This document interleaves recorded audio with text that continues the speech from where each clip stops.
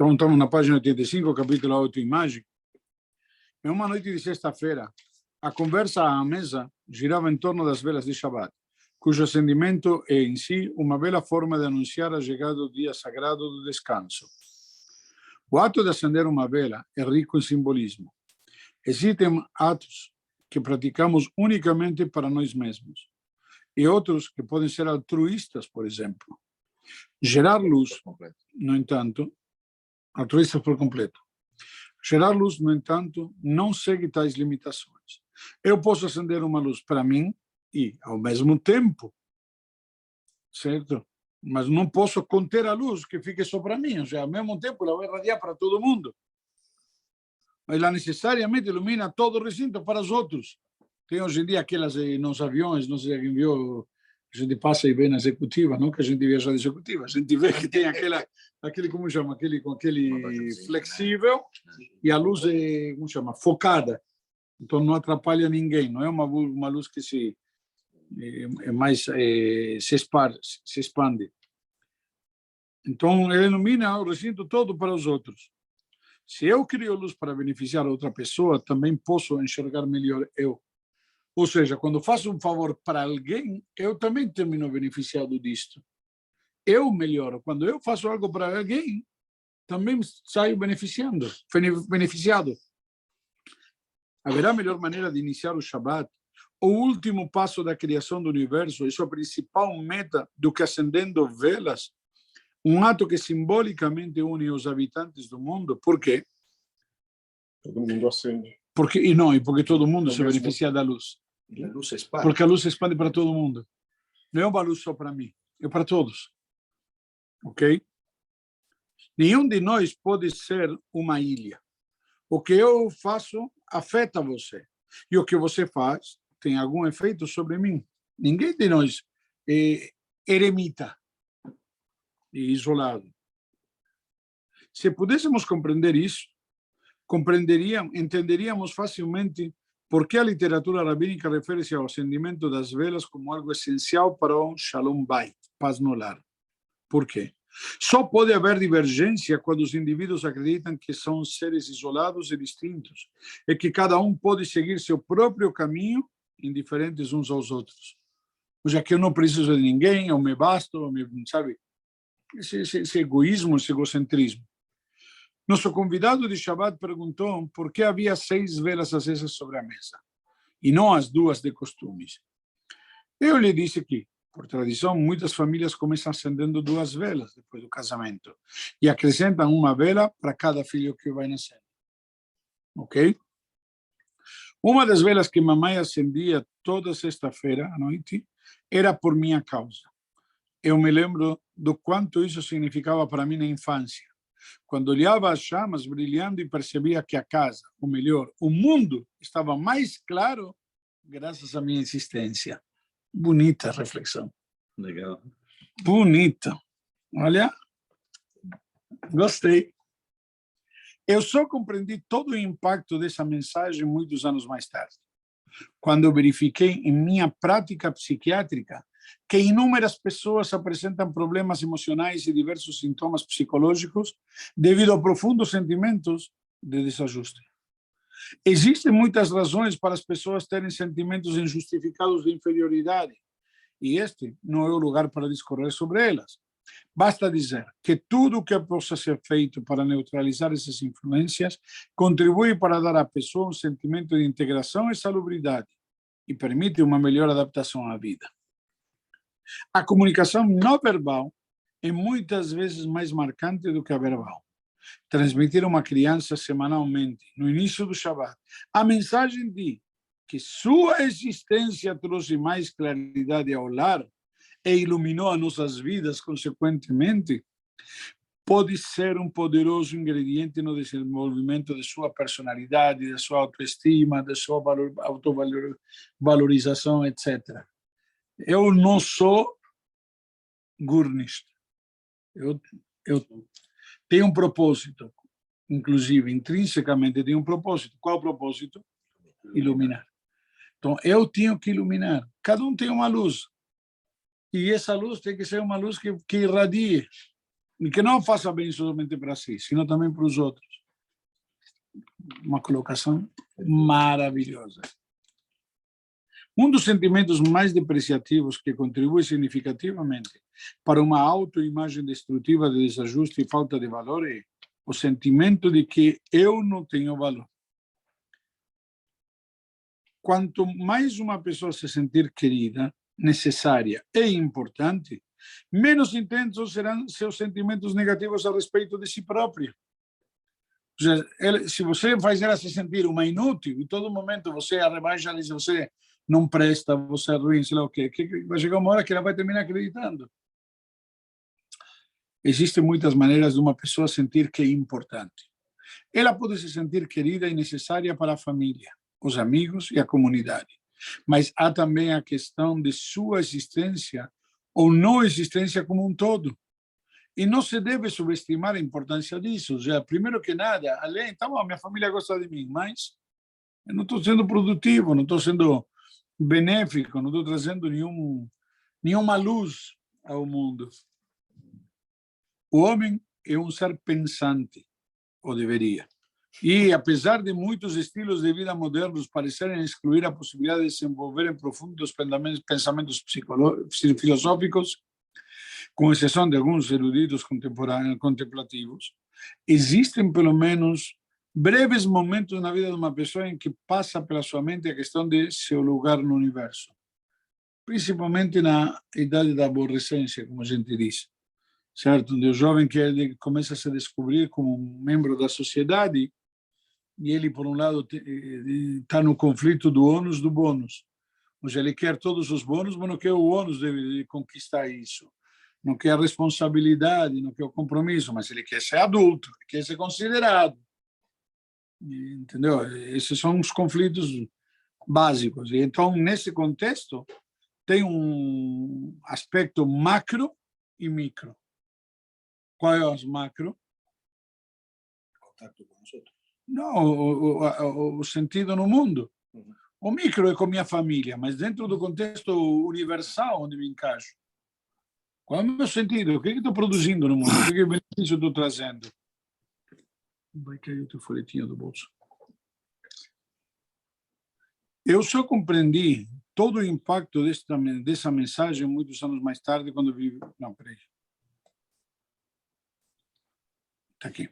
As filosofias humanistas, enquanto dão ênfase à nobreza que há no interesse do homem por seu semelhante e em seu serviço a ele, não conseguem estabelecer um objetivo supremo, como ilustra a seguinte anedota. Olha aqui. Um policial certa vez prendeu 2 homens por vadiagem e levou-os ao juiz. O que você estava fazendo? Eu estava ajudando, respondeu um deles, apontando para o outro. Por mais louvável que seja ajudar e servir aos outros, há uma regressão infinita de falta de sentido quando a vida não tem um objetivo e um propósito supremo. Quando você é um mero acessório, você não é protagonista da tua vida. Muitas das práticas do judaísmo, e particularmente do estudo da Torá no seu sentido mais amplo e abrangente, fornecem ao indivíduo uma razão indispensável para a sua existência. Ou seja, simplesmente, por que estou aqui? O que se pretende e o que precisa de mim?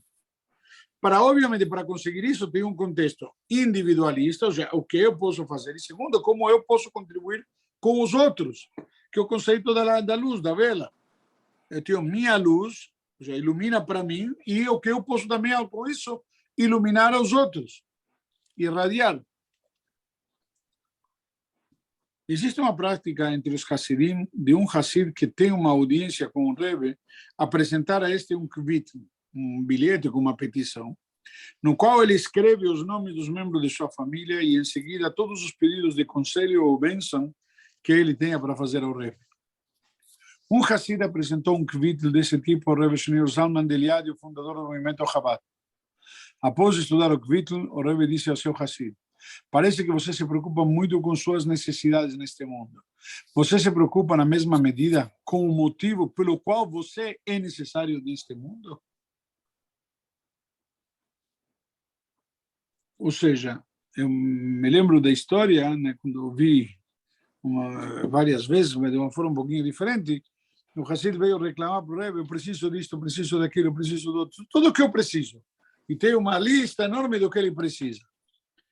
O Rebbe viu e falou: até agora eu vi tudo o que você precisa. E o que é com o que precisam de você? Não que você precisa que te dêem, o que você tem para dar. O que é com teu dar? Na vida não é somente income, é mão dupla, income e outcome. Tem entra e sai. O que você tem para dar, para oferecer, para proporcionar aos outros? Ok? O Hassid deixou o Rebbe extasiado de alegria e trêmulo de tanta admiração. Ficou abalado com a repreensão do Rebbe por ele se concentrar demasiadamente em seus interesses pessoais, sem se preocupar bastante com o propósito de sua existência no plano divino global da criação. Ou seja, como eu posso iluminar, uma vez que sou uma vela? Mesmo assim, sentia-se extasiado de alegria, exultante com a constatação de que, na realidade, tinha uma missão específica no universo, para a qual fora especificamente criado e que ninguém, além dele, poderia cumprir. E se nós reparamos, nossos sábios nos ensinam que cada um de nós somos peças únicas. O Talmud traz que Deus criou o ser humano, cada um com uma fisionomia diferente, com uma voz diferente e com pensamentos diferentes. Por quê? Porque ele precisa de todas essas capacidades, habilidades e aptidões para desenvolver uma determinada função que ninguém além dele pode desempenhar. Ninguém além dele pode fazer. Então, cada um de nós temos um propósito, um objetivo. Então, se você é uma vela, ilumine. É um desperdício ter uma vela e ela está apagada. Diz o salmista: alegrai-vos com tremor. Pergunta-se com frequência como a alegria e o medo podem coexistir. Rebbe Shlomo Zalman sabia como conciliar esses dois sentimentos aparentemente opostos. E na prática, todo mundo se ensina que temos alegria de um lado e tristeza de outro. Na hora da alegria vou me alegrar e na hora de pesar vou me lamentar. Entendeu? E você sabe que tem momentos de alegria, tem momentos que não são tão alegres, de dor, sofrimento. Mas temos que saber, por exemplo, que Deus criou uma regra no mundo que todo sofrimento, de fato, representa um crescimento. A pergunta: eu sei crescer com a dor? A dor te torna mais forte. Saber passar pela dor. O melhor exemplo é a academia. Você no início vai levantar 2 quilos e vai te doer. Vai chegar uma hora que os teus músculos vão se adaptar, vão se desenvolver. E quando eles no início não podiam carregar, levantar 2 quilos, agora podem levantar 3. E vai doer nos 3. E vai chegar uma hora que eles vão estar prontos para enfrentar o desafio de 4. E vai chegar uma hora que você vai dizer: eu não conseguia levantar 2? Essa dor, esse crescimento na prática está atrelado a tudo na nossa vida, em todos os momentos. No pain, no gain. Se não há dor, não há ganho. Isso te transforma, como a gente diz, o que não te mata, te fortalece. Tem que saber fazer a medida certa para não morrer. E, consequentemente, sair fortalecido. É muito comum os pacientes que atendo como psicoterapeuta demonstrarem insatisfação com sua vida. E muitos pensam que encontrarão felicidade se mudarem de emprego, trocarem de cônjuge ou mudarem de casa. Pensa que mudar os outros, como chama, os acessórios, os componentes, muda você e te faz mais feliz ou te faz melhor. Nada a ver. Vai ter outro problema, mas da mesma coisa, da mesma natureza. Você continua o mesmo. Porque você continua mesmo. Agora, se você aprendeu com essa experiência negativa e se fortaleceu, pelo menos vai estar pronto para encarar um outro desafio um pouco melhor. Agora, ninguém falou que precisava, por exemplo, passar por um divórcio, por uma situação assim. Talvez no mesmo relacionamento poderia ter crescido. Mas, às vezes, precisa passar por aquela ruptura para você crescer que você não fez antes. Tá bom, agora já foi, mas pelo menos eu vou estar mais forte e mais preparado para o próximo. O próximo não vai ser melhor necessariamente. Você vai estar preparado diferente. vai estar mais forte. Ou tolerante, ou paciente, ou o que for o caso. Ou indiferente, às vezes. Também. O que significa indiferente? Não vou ligar com o que não é importante. Não! Você vai perceber, puxa, que orgulho besta. Que muitas vezes a gente é orgulho besta. Sabe, aquela briga ingrata. Ah, você? Você fala de mim? E você o quê? Esse é o pior erro que tem no ser humano. Não saber aceitar a autocrítica ou a crítica do outro. Tá bom, ela falou que eu tenho um problema, talvez realmente tenho que melhorar. Agora, se eu acho que essa pessoa também tem problema, não é porque ela me apontou o problema para mim que ela passa a ter um problema menor. Eu tenho que separar o joio do trigo. Eu tenho que, independentemente, com um bom jeito às vezes, e com educação, consideração e respeito, vou dizer para ela, mas está tendo um problema com você.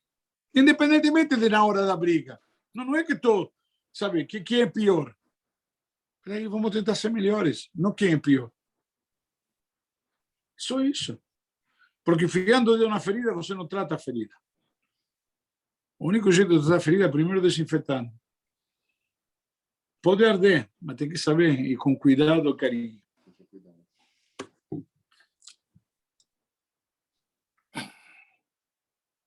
As pessoas parecem acreditar... É muito comum. Não, as pessoas parecem acreditar que podem alcançar a felicidade com mudanças, mas quase nunca tentam fazer a única mudança que realmente poderia ser eficaz, a mudança em si mesmo. Sim. Quando eu era criança, fazia-me dormir contando histórias. Mamãe costumava contar uma história cuja mensagem não captei por muitos e muitos anos. Havia um pedreiro que ganhava vida extraindo pedras da montanha. Esse trabalho era muito cansativo, tanto para o corpo quanto para o espírito. E ele frequentemente lamentava a sua sorte.